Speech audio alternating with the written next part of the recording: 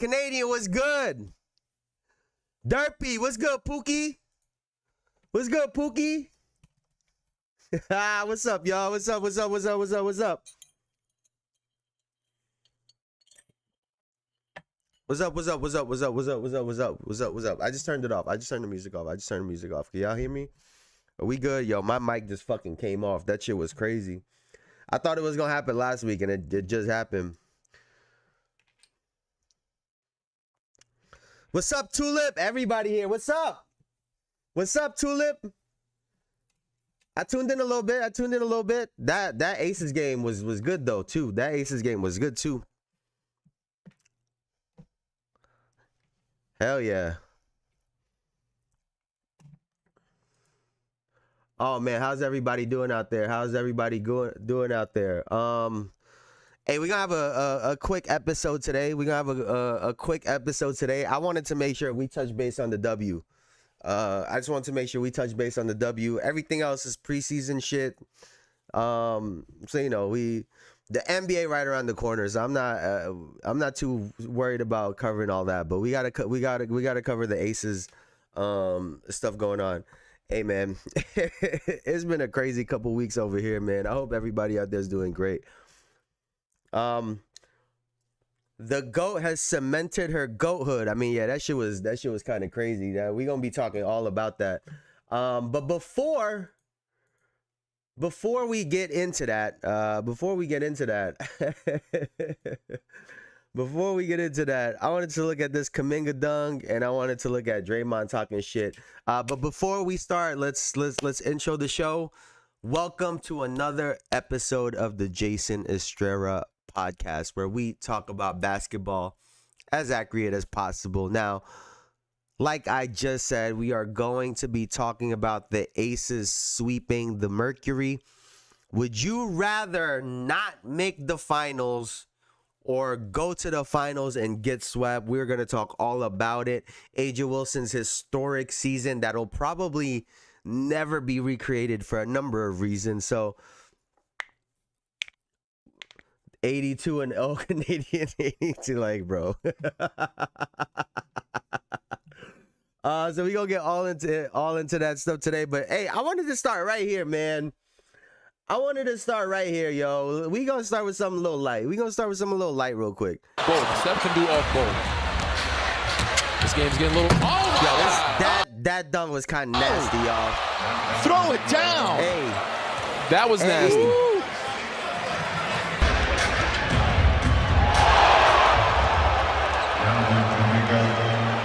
Off the dribble, not both. Steph can do off both. That's a filthy dunk. This game's getting a little. Oh. What we expecting out of Jonathan Kuminga this year, man? We think this fool about to have a breakout year. We think he about to shit the bed. Like, what we thinking? What we got on Draymond Green? Because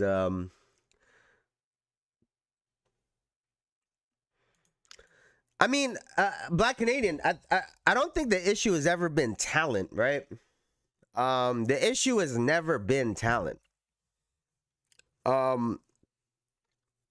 And, you know, I get that some people hate politicking, right? You know, some of us, we hate the politics that are involved in anything, right? And in any professional field, there's politics involved. And some of us hate it, but the reality is it's just a part of it, right? If you don't know how to get along with other people in something that's a completely collaborative thing, you're going to have a hard time. He's going to show amazing flashes all season and will be dealt by the deadline. But that's the thing, though, Black Canadian. He's always shown flashes. He's oh, yeah, for sure. With the...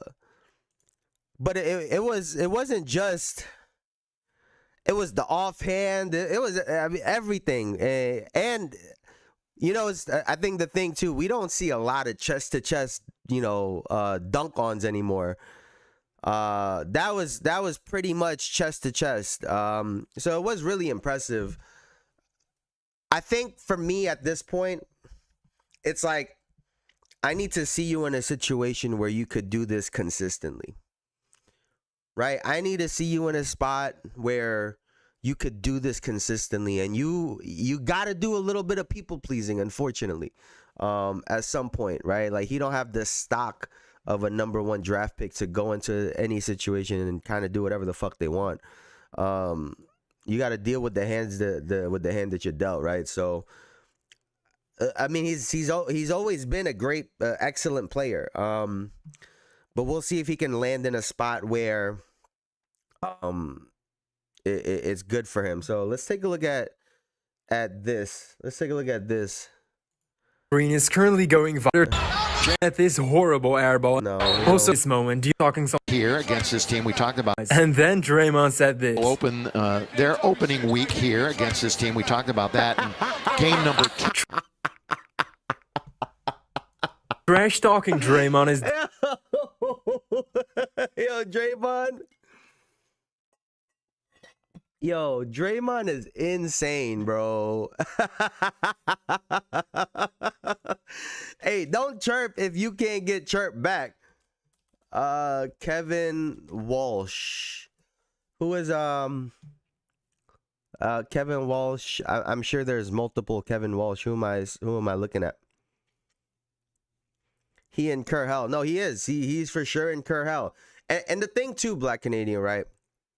You could blame Kerr all you want.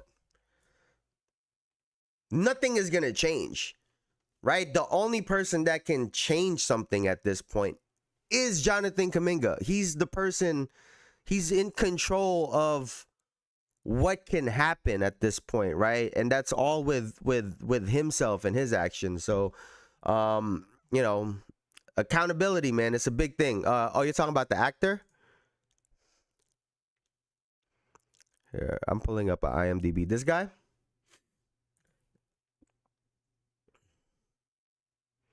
So not this guy.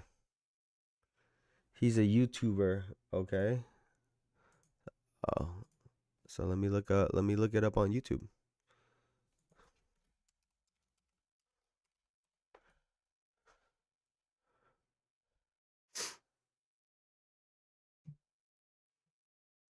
Are you talking about this guy? I'm assuming you're talking about this guy. Kevin Walsh? No funny shit. This photo to this photo, he looks like these don't even look like the same person.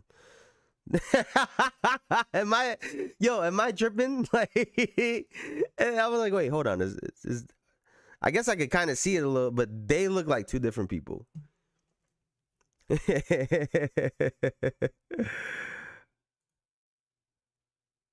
A 30-year drought that you have to see what happened. I'm in Youngstown, Ohio to see two of the best teams in Division 5 as the Girard Indians are hosting the Poland Seminary Bulldogs. Girard hasn't beat Poland since their head coach was a sophomore 29 years ago. But now his son AJ Pearson, also a sophomore, is the starting quarterback, so get your popcorn ready. Wasting absolutely no time, Poland is making plays on defense. And then Vito Kamara took the handoff around the edge for an early 7-0 Bulldogs lead. But you got to love the response from Girard, finding Braxton Sloan 40 yards into the red zone, and freshman Mario Lipinski punches it in to square up the game. Helmets are getting ripped off out here, and after Poland missed a field goal to the left, the door is open for Girard to take their first lead. There goes Pearson running straight into the pile to go up 14-7, but wait until you see how the Bulldogs ended this half. Chase Jones was able to cut back and spin across for the score, but when Girard looked to respond, they met a brick wall at the goal line. More specifically, JJ Fonda not only put on the hit stick, but with 2 seconds left, he did it again at the 1 yard line for a scoreless drive, and it's 14-all at halftime. These hits are continuing with flags flying everywhere, but when Girard got the ball back, Pearson followed his lead block to get back in front. Poland is not discouraged though, as their fans are seeing them playing hard. And how about Angelo Angelili tying this game back up at 21? It doesn't stop as they recovered a fumble on the next drive, and after running the clock with 3 minutes left, they find a way to take the lead by 7, and the pressure is back on Girard. It didn't take long for Girard to move down the field, and of course the undefeated squad was able to score with a minute to play, but oh boy, the Indians are going for two. In the hands of AJ Pearson, Shit. he bulldozes his way across the plane to go up by one. They close it out with an interception, and Girard ends the drought with a 29-28 victory. I mean, would you here's a real question, right? 29-year drought, and you score 29-28 to end that drought. Would you have wanted to end that type of drought any other way? Like a blowout would have been nice, right? Like a blowout is cool. But to really feel like you earned it and to go through adversity, not just over the course of those 29 years, but in that game, that's special. So W Derpy, W Girard, man, that's awesome. That's awesome. That had to have been an electric atmosphere, huh? That had to have been a crazy atmosphere. That's awesome. Was that a home game? That was a home game for y'all? That was a home game. It looks like it was a home. Yeah, it's a home game. Yeah, it's a home game.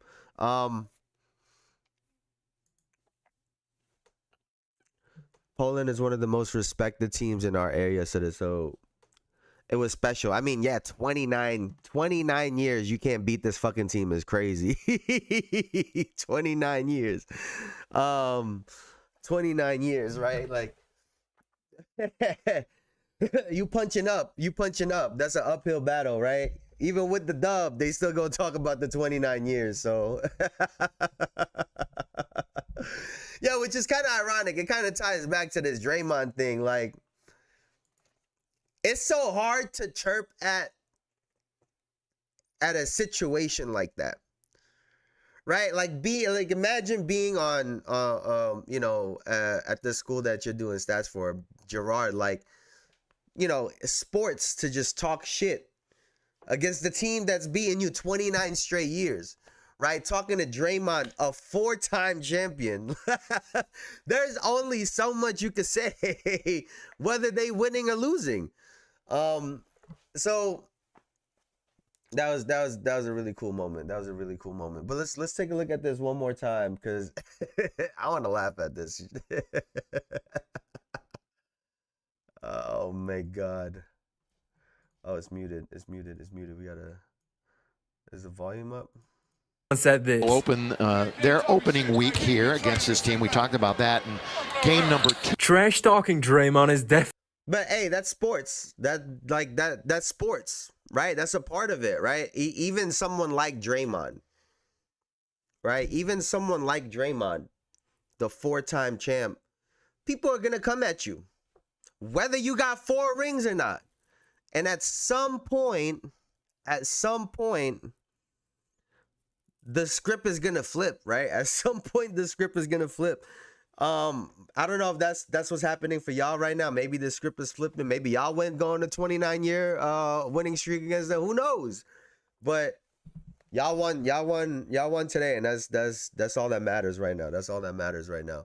But what do you do if you're Dalton Knecht? What do you do if you're Dalton Knecht in this situation? Because that scenario, what happened in LA, being traded and being sent back, it clearly gets talked about in these locker rooms, right? If you don't take anything away from this situation and you're just, they're just talking shit. We already know this, that players talk, that people talk, but clearly they really do talk. And I think that when it comes to the NBA and players get moved around constantly, I wonder how he's going to get received in other NBA locker rooms, because I don't think he's going to stay a Laker. I think he's not going to stay a Laker very long. Why Dalton want to leave so bad? Because of last year, he can't overcome that, I'm guessing.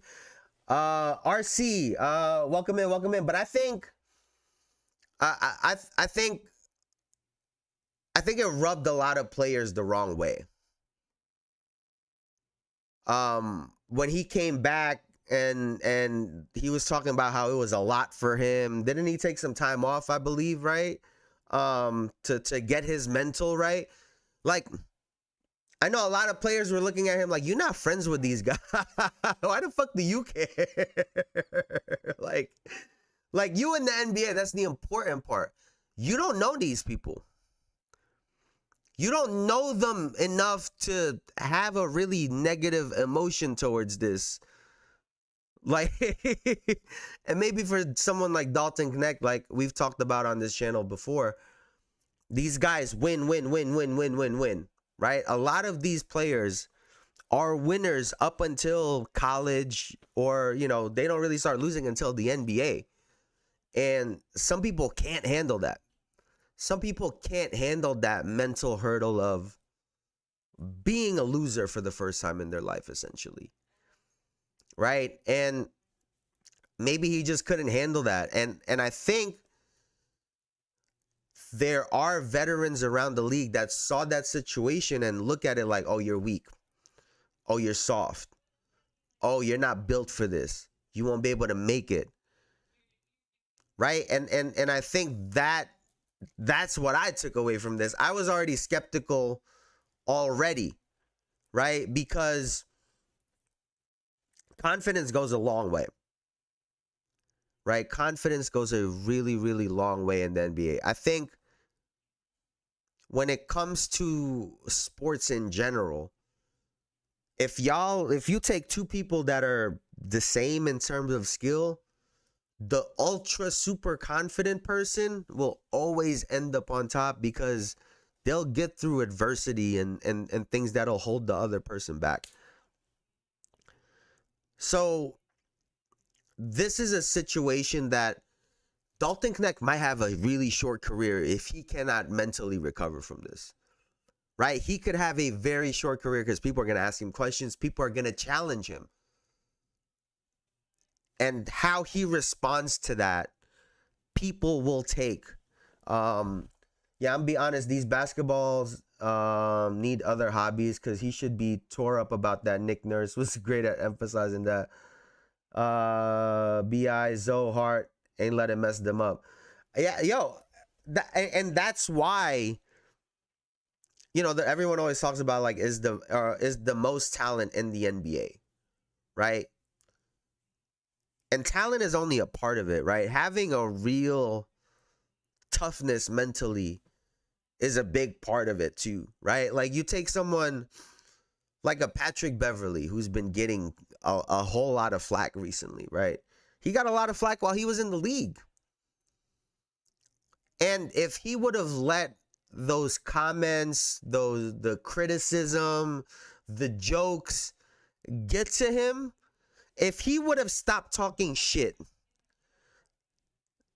that's the same thing as seeing blood in the water and there's a whole bunch of sharks around you, right? To get the criticism, to get all of that and still be yourself goes a really, really long way in the NBA. And I think Dalton Knecht, who is a talented player, right? He has NBA talent. That tested him last year, and I don't think he's recovered from it. And it remains to be seen if he is going to recover from it. But it's stuff like that that ends careers. And then people end up looking at you like you trash when, like, basketball-wise, you probably aren't. Just the mental stuff really got in the way at the end of the day. And that's what I think is going on in this. But I wanted to move right along because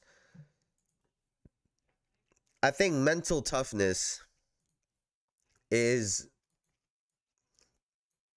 a big talking point in the WNBA finals. The Aces won 97-86 against the Phoenix Mercury. 4-0. It was a sweep.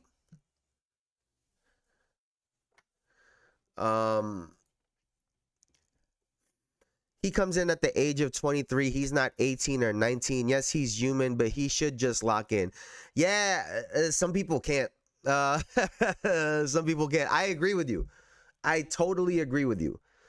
Right? That as a 23-year-old, you should be prepared for this, right? You should have been mentally prepared for this situation that's at hand. And I say all the time, too, that's why you got to give some of these 18, 19-year-olds a little bit of grace and a little bit of time, right? That's a massive adjustment at the age of 18, even at the age of 23. But at least by 23, you should have at least experienced a little bit more by then. You should have, be a little bit more well-read. Should have been paying attention to the shit going on around you so that you can prepare for situations like this. But clearly he's not. I'm be honest, age has nothing to do with this. I think all he's saying, Elijah, is you expect the lack of mental toughness from an 18, 19-year-old. You expect them to be unprepared for a situation like what Dalton Connect went to. You would expect an 18 or 19-year-old to take that harder than a 23-year-old. At least I would think so. Because if you're a 23-year-old going into the league or however old he was, like you weren't a lottery pick at 17, 18. So you already got humbled at that time period, right? Had to work on your game in college while you're seeing all these 18-year-olds get drafted year in and year out. So you would think that he has humbled himself and also is kind of mentally prepped for the type of player he's about to be. On top of that, you got drafted to a team with LeBron and Anthony Davis. Like, you were never going to be the guy. You were never going to be the guy. And after you go through training camp, you should have known you weren't even going to be the white guy. Because Austin Reeves is over there. So I feel like at every turn, he had an opportunity to be a lot more prepared for this. But we'll see what happens. How many more titles can you see Aja winning? Can she catch the all-time greats with rings and titles? I mean, this team looks really good. And Aja Wilson, she's 29 right now. 29, like 29 is crazy. I think luck is a huge factor, right? Especially when it comes to health, right? So that's always the number one thing. Is can a team stay healthy for the most part, healthy for most of the year, right? So that's number one. And that's always hard to predict. But if we are looking at experience, if we're looking at talent, skill, leadership, they have all of the ingredients to win more titles. Right? Their offense was their offense was crisp.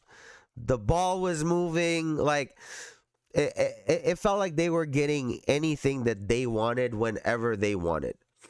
Right? A lot of Aja Wilson shots, like, they were tough shots, but she just looked so prepared for them that they looked easy. Right? The face-ups, the spins, like, she knew exactly what was coming. And granted, they are tough shots, but they just look like a well-oiled machine. And honestly, outside of it really depends on Aja, because I don't see her slowing down. I think she'll always give them a chance. Right? She's the best player in the world.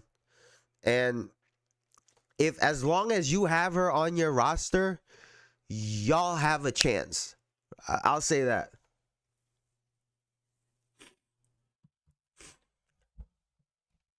I saw a funny post or tweet somewhere. Someone said Kelsey Plum still punching the air right now and ugly crying. I love Plum, but I was rolling.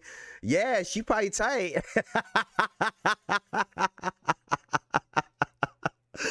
Yeah, she's probably tight. You know, it's funny. I love it when like your reporters are fucked. Like they go to the former player. Like, oh, how do you feel that your team just won? And they always got to give some politically correct answer. Meanwhile, they were probably tearing their home up, throwing shit at a wall. Don't ask me no dumb shit like that. How did I feel when I saw my former team win? Fuck you. That'd be my response. Shit. But I do think RC, I really do like the makeup of this team. Because Plum is a really good basketball player. Excuse me. But let's call it what it is. Chelsea Gray needs the ball in her hand. Like, Chelsea Gray to me really is just a phenomenal point guard, right? She's always looking for the right people to get the ball, aggressive when she needs to be. You can't put someone big on her, she can go around them. You put someone small on her, she could body them up.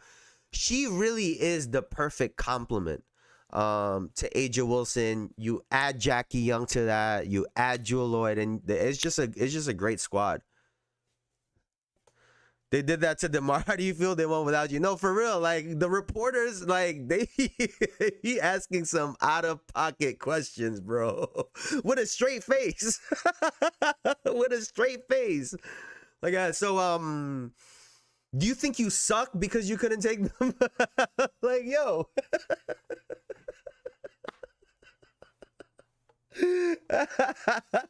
Like, and if you're DeMar, right?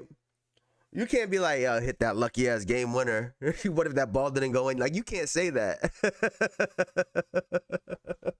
Like, you can't say certain things that you want to say if you an athlete, right?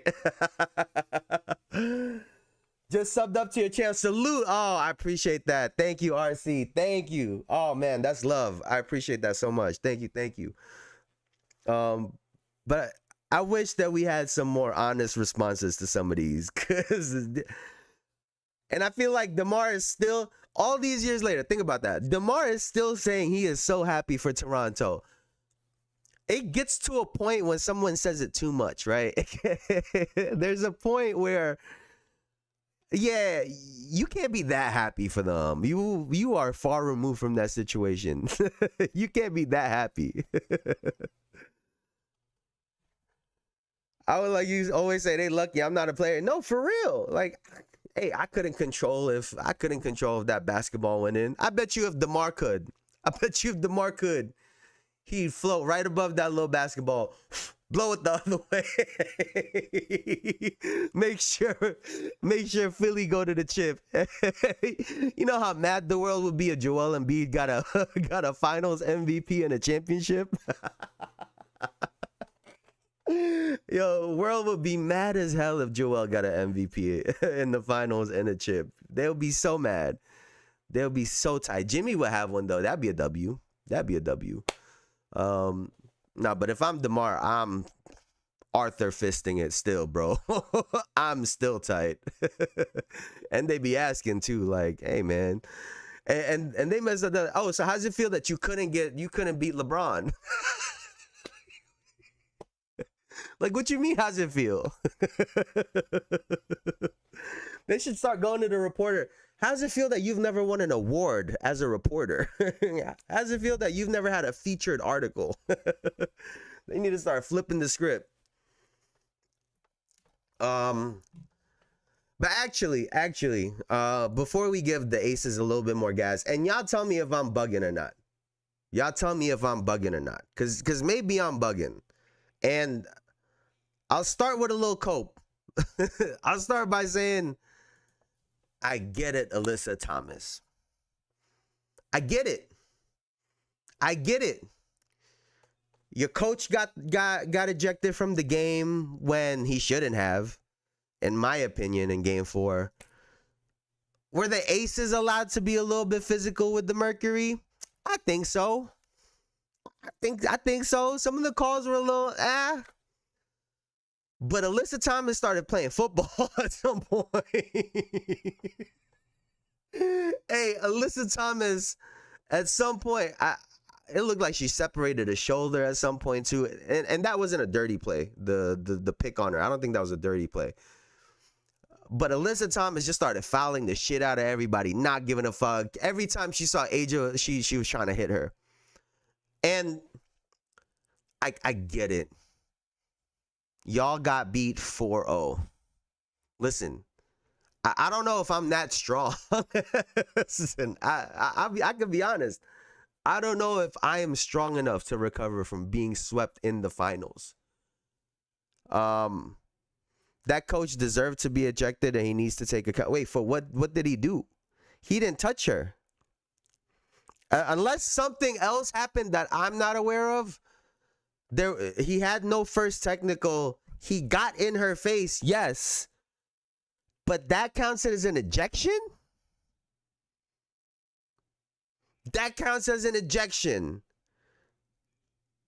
I feel like that was a moment where, as a female referee, you need to understand the scenario that's going on and know it's a high pressure situation. Like, tee him up, but to eject him, I thought was a little excessive.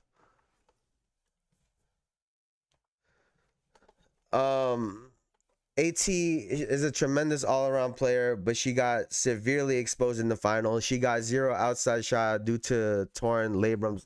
That's facts. He didn't touch her because he moved. I don't think he should have got ejected. I looked at my girl. Hey, hey, listen. I be so careful there watching the WNBA sometimes. Hey, I immediately turned to my girl. Hey, am I bugging? If she got to move her face to not be touched, you doing too much. Like I said, he got in her face. He wasn't trying to touch her, though. Like, as a referee in that situation, I feel like you need to understand the moment. This team is getting their ass beat. Like, that's the point of the ref, because the same thing happened in the NBA, and this is kind of what I want to talk about.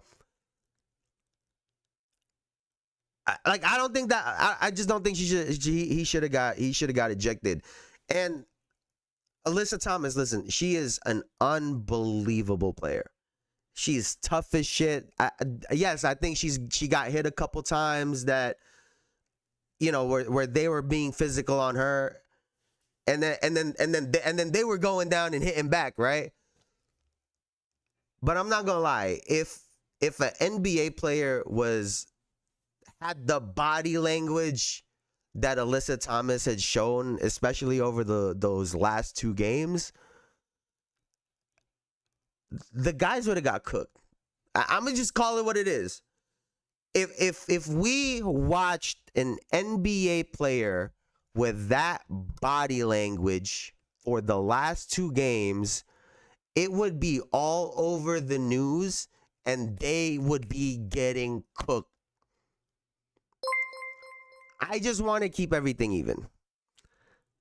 I just want to keep everything even. Like, I did not like Alyssa Thomas's body language in the finals.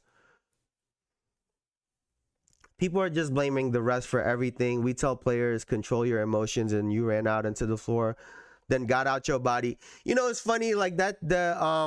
What's the commissioner's name? The shit that she said about only losers complain about refs. I get you don't want to hear that during the meeting with Nafisa Collier, but she's not wrong. She ain't wrong. Thanks for the sub, RC. Quick question, if you don't mind. How much does the loss of Juju Watkins hurt this upcoming season of women's college basketball, in your opinion? I think it's pretty big. I think it's pretty big. I think it's pretty big because she is the face. Like, she's building up. There you go, Kathy Engelbert. She's building up not just her game, but her popularity, right? I think the thing about Juju, kind of like a lot of these up and coming athletes, you got to come out of your shell. And over the last year and change, I think we've seen Juju, you know, breaking out of her shell more, not just doing more commercials, but she's doing content and stuff a lot more. So I think that will hurt, because part of the great thing when it comes to social media and sports is to have some type of content out and then to ball out, right? So she's not gonna have that dynamic. I think she's still gonna be popular. People are still gonna interview her. She's still gonna be everywhere. The NCAA is, of course, going to still use her likeness, right?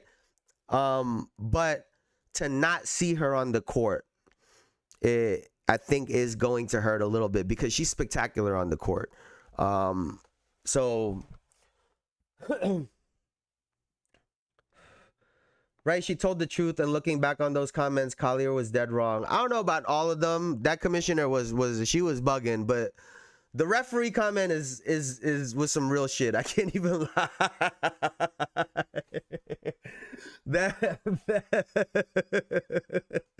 No, but it really is the truth that it's really only the losers complain about referees. That is the realest shit. Was a vague conflict of interest, making private conversations public, naive, and baseless at points. Yeah, but you got to think they're in the middle of it again, Elijah. If I'm reading this situation, the way I'm interpreting this situation, they're still keeping them out of the profit split, and if you're keeping them out of the profit split, but you're willing to give them a $250,000 base and a $1 million max, then how much money are you making in the back end? Right? For you to 4x the highest paid player, but you're still keeping them out of the profit splits, how much are you actually making is my question. And I think at this point, the players are, what do they call it, when they're in dire straits? Like this is critical. This is critical time, Elijah. If they don't agree to the CBA, a lockout is happening, right? That's why I've been saying this since the middle of the summer. A lockout is happening. I don't see a lockout not happening right now, because I don't think they can agree to terms soon. So I think that's why those comments were made. They don't know what else to do outside of to call her out publicly to try to force something to happen at the negotiation table. Because again, that would be my question. You're willing to give us $250 to $1 million, but keep us out of the profit splits. Why? How much are you making? How much are you making? how much could we make? How much could we make? And so again, that's a lot of behind closed doors conversations that we're not privy to. And honestly, even if I sat in during the conversation, I'm pretty sure I wouldn't understand a damn thing they say anyway, if I'm being honest. You ever read something and feel like it's in a different language?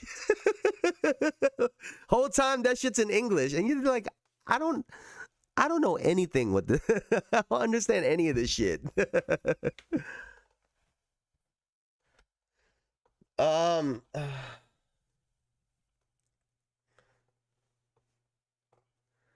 I would agree, but when I watched it, she didn't really give any alternatives or solutions. Like, I can't recall what she wanted other than a text when players get hurt, which isn't the commissioner's job. Again, I don't think Kathy is perfect, but these complaints are silly to me. Elijah, it's a money thing. We don't got to look at nothing else. We don't got to look at nothing else. It's a money thing. And I think from if we're to take out if we're to take anything away from what Nafisa Collier said, because by anything that I've ever seen, she is one of the most stand-up individuals in the W. She's the vice president of the WNBPA. She is a great person. It's a money issue and it's a respect issue. I think the women in the WNBA feel like they are being very disrespected by the league. So I think those are the two things that this really revolves around, right? Money and respect. And I think on both ends, they're not getting it. And so it comes out in a whole bunch of other conversations. But if you really boil it down, those are the two issues that they've really been fighting over. And that's as clear as day to me. She may be a great person, but the statement was wrong. Listen, they're also in the middle of, I don't know how much they can or can't say during these negotiations. So I don't know, like that type of information is, you can't just publicly disclose information like that. Again, I think the reason she called out Kathy by name publicly is to try to get something on the table. They're trying to say something without saying it is what I think is going on. But we'll see what happens, man. If a lockout does occur with 2 expansion teams on the way, that's nasty work, bro. Yeah. I mean, those teams paid for their spot, right? So again, more money coming in for the WNBA. Just from how it looks, the league is trying to keep their money, the owners are getting their money, and the players are getting cut out. That's from the outside looking in, that's what it looks like. That's just what it looks like, bottom line. Yeah, bottom line. Let me see. Is there any we do got to talk about this. Is this the greatest basketball season by an individual that we've ever seen? A'ja Wilson is the first basketball player to win regular season MVP, defensive player of the year, the scoring title, and the finals MVP. It's never been done, right? When Jordan did MVP, DPOY, I'm pretty sure he got the scoring title that season too. He didn't win the finals or the finals MVP, obviously, right? So even Michael Jordan could not accomplish that feat, right? The defensive player of the year award and the MVP alone in one season is an unbelievable achievement. But to also get the scoring title, which is one of the biggest awards you could win in basketball, in my opinion, right? To lead the entire league in scoring, I think is massive kudos. I know over the last, 10, 15 years or so, they've tried to tell us people are selfish, scoring is easy, yada, yada, yada, yada, yada. To win a scoring title is still really fucking hard. Especially when players are getting better and better and better, right? So for her to do all of that, and then you add the fact that she hit a game winner on a married couple in game 3. I mean, I don't think any person can ever recreate this season. I'm just being honest. I just don't think it's going to happen. Maybe it's just me, but if I got paid 6 figures to play basketball for 5 months out of the year, why would I complain? That's better than most Americans. I'm tired of these athletes. I think it's all relative, Elijah. It's easy for us to say in our living condition. until you've been living in that 6-figure contract and now you deal with those problems. It's just relative. It's just relative. Like, it's just relative.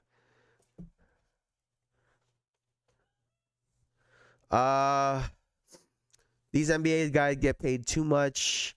You got guys saying, "Oh, I need 60 mil, 40 mil is disrespectful." Motherfucker, you can't even count to 60 mil. Are you serious? Yeah, but again, like, you're talking about something that guys, Elijah, you can't be a person that believes know your worth and then tell somebody they can't ask for more money. I just don't think those two things can happen. I'm a major Caitlin Clark fan, but I would never sit anywhere and tell somebody Caitlin is better than Aja. On what planet? LOL. Aja's the go and Caitlin is second-year superstar playing with 0 rings. Yeah. Yeah, at this point, Aja has forgotten more basketball than Caitlin has learned.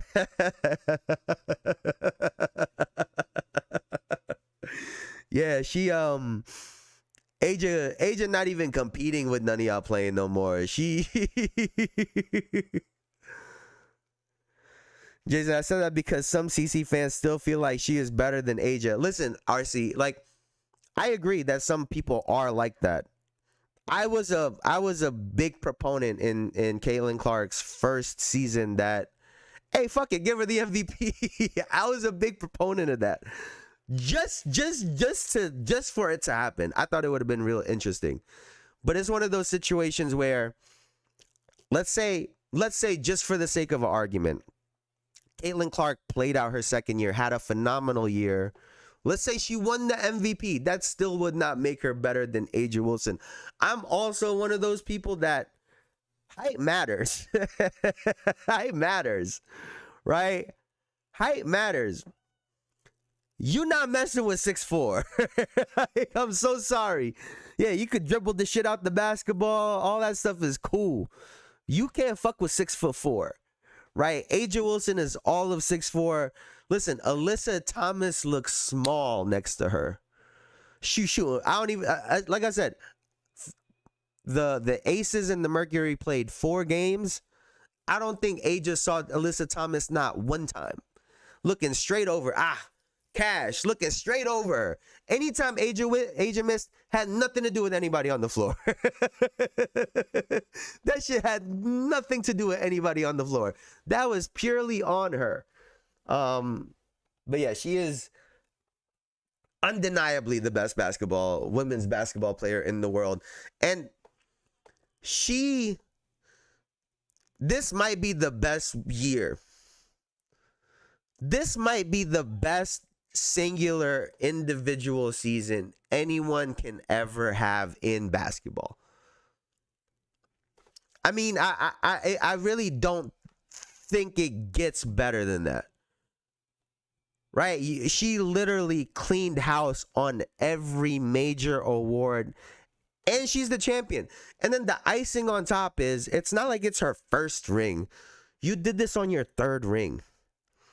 You had the best individual year as a basketball player ever en route to your 3rd ring. That's really fucking cool. That's really fucking cool. Yeah, I need to see some real effort on defense, and you got a point. Unless Caitlin can sprout to 6'4" next year, she got a disadvantage.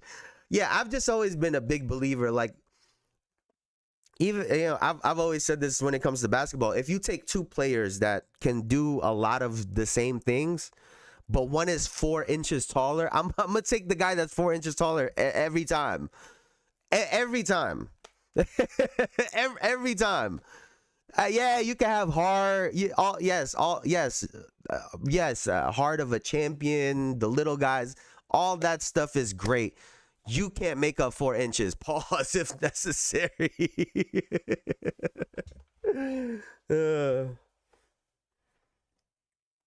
SGA had an excellent year last year too. MVP and NBA champion and finals MVP, but I wonder if he can duplicate the success like Aja did. I don't even think it's comparable. I don't even think it's comparable, RC. And I love SGA. I love SGA. I know I was just talking about height, but I think I'm very biased to the style that SGA plays. I like the mid-range scoring players. So I've like kind of been arguing that he might be the best basketball player in the world. I'm just arguing just to argue at this point. But realistically, he is so far away from that Defensive Player of the Year award. He couldn't be any further from the Defensive Player of the Year award compared to AJ Wilson. Right? Like,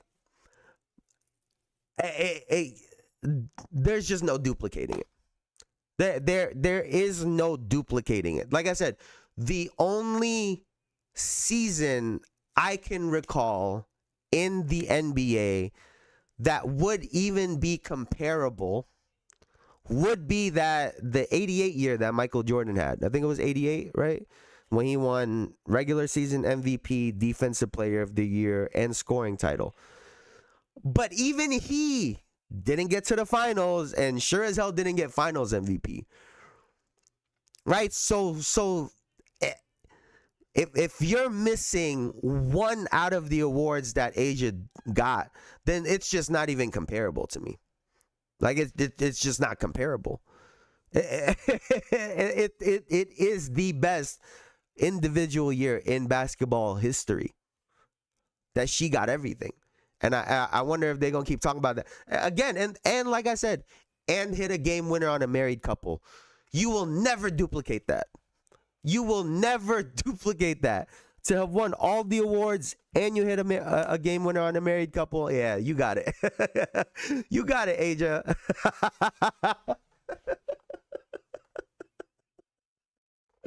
Hey, listen. If I'm Alyssa Thomas... If I'm AT, hey, Dewana, we fighting all year. Listen, you gave up that bucket. You switched on her for the win. That was our only opportunity to get a game. That was our only chance to, and you could not stop her with your big ass, with your tall, lanky ass. You couldn't put a hand up. God, now we both look stupid. That's what I'd be saying if I'm AT. I tried to help out and shit. You saw she tried to help. Now we both looking stupid. I should have just ran away. Wait, real serious question. If you were in a Alyssa Thomas situation, you helping on defense? Are you letting Bonner just deal with that shit one-on-one? I'm not gonna lie. If I'm AT, she been shooting over me for 3 games. I'm out. Fuck you. I'm out of there. The only thing I don't like about the Aces, they don't like young players. We'll accept Aaliyah and I, and gradually playing time got reduced throughout the year. Yeah. I mean, some coaches and teams are just like that, right? To your point though, RC,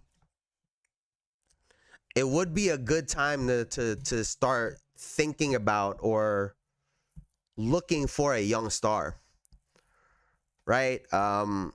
Ages 29, so she's still in her prime, but you know, you got to start thinking, right?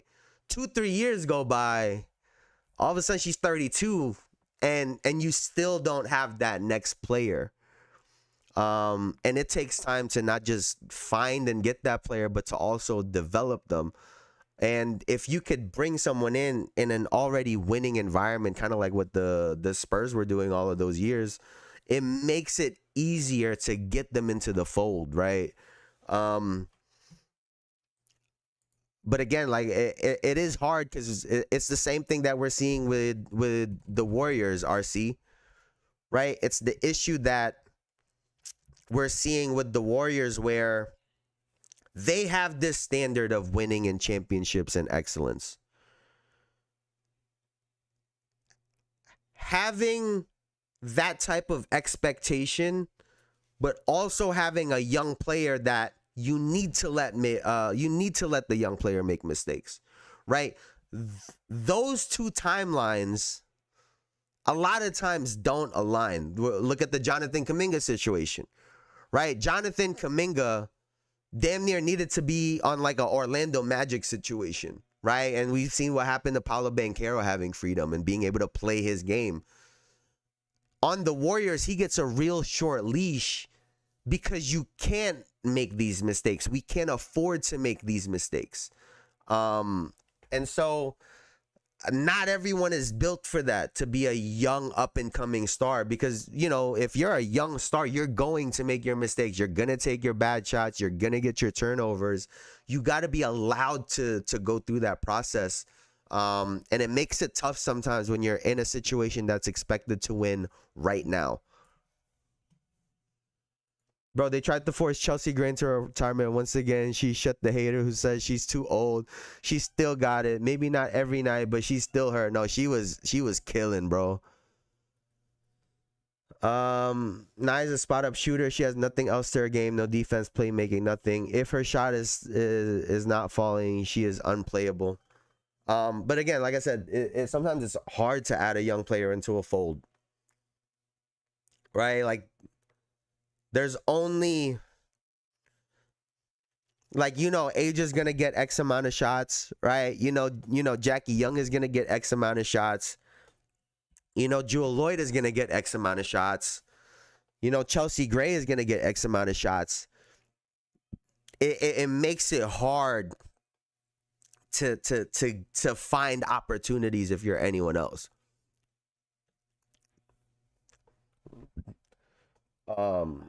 Chelsea, a 4-time champ and the most clutch player in NW history. Check her clutch numbers, bro. I don't think she missed a clutch 3.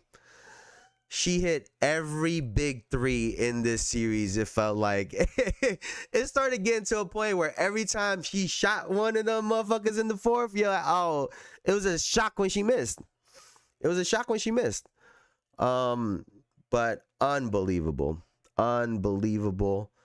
I just seen the video before I got on live. AJ was with Jackie and they're like, we got 3 of them things. I said, hey, yo, to be able to say that is hard. Like, yo, imagine like you just, hey, I got 3 of them. Like, that's a flex. But yeah, man, unbelievable year from them. To go from where they started, right? To go from where they started, they lost by like 50 something at some point, to where they got to. Crazy. Crazy year. Oh, it really makes you wonder, like, how things could have gone differently had, you know, they been healthier last season, right? Aja had an unbelievable year. And maybe that was what, maybe she needed that unreal individual season last year to kind of, you know, propel them into this year, right? But you could just imagine, like, what if they would have got 4? Like, a 4-peat is crazy. It is one of those what ifs, but I loved it. It was great, and I loved the message that they had. It was just cool, man. It was just cool. To get to the top, get knocked down, and fight your way back up. There's something to that, right? We always talk about winners. But there's something about coming back, right? When you get knocked down, getting back up and pushing forward and coming back, there's something to that. And that was their story for this season. So congratulations to the Las Vegas Aces, man. Shout out to them. Shout out to Asia for having the best basketball season anyone could ever have. It don't get better than that.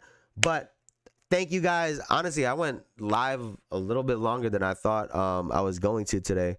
You think the Aces would have swept Minnesota? I don't think so. I don't think they would have. I don't think they would have. But again, are we talking a fully healthy? Because, you know, Fee got injured, right? That's one of those things. Like, if you're a team, you just want to get one.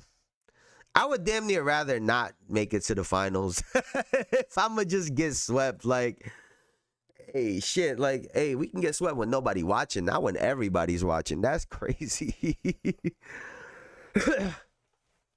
In the past 8 seasons, Chelsea shooting almost 50, 40, 90 in the clutch. See, that's sick, bro. That's sick. But it looks like it just feels like the aces were undeniable. It was undeniable from the jump. They were trying to end this game. So shout out to them. But hey man, I know it's a little bit of an early episode today. We've been typically going live at 4 Eastern, 3 Central. But a little bit early today. We got some shit to do. So here's the game plan. I will be back on Wednesday. I'll be back here on Wednesday. I think we're gonna do the same time, around 4 p.m. Eastern, 3 p.m. Central, around our typical time.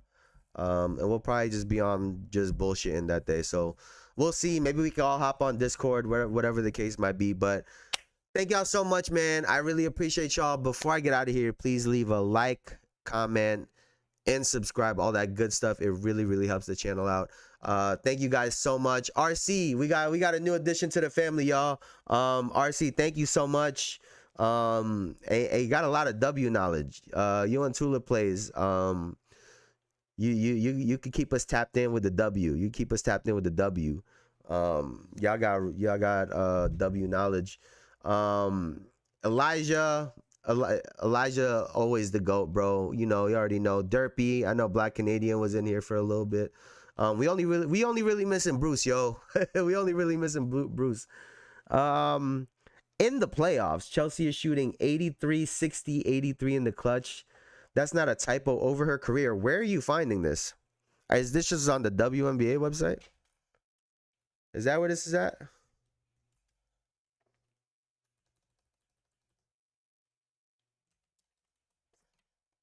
That sounding, is that AI? Is that AI, bro? What is it?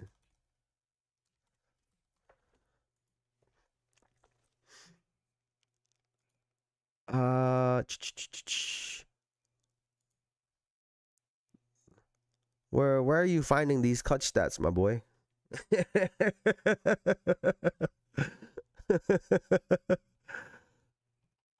Not that I don't believe you. I just want to know where to find it. Hunter Cruz. I see. Okay, got you.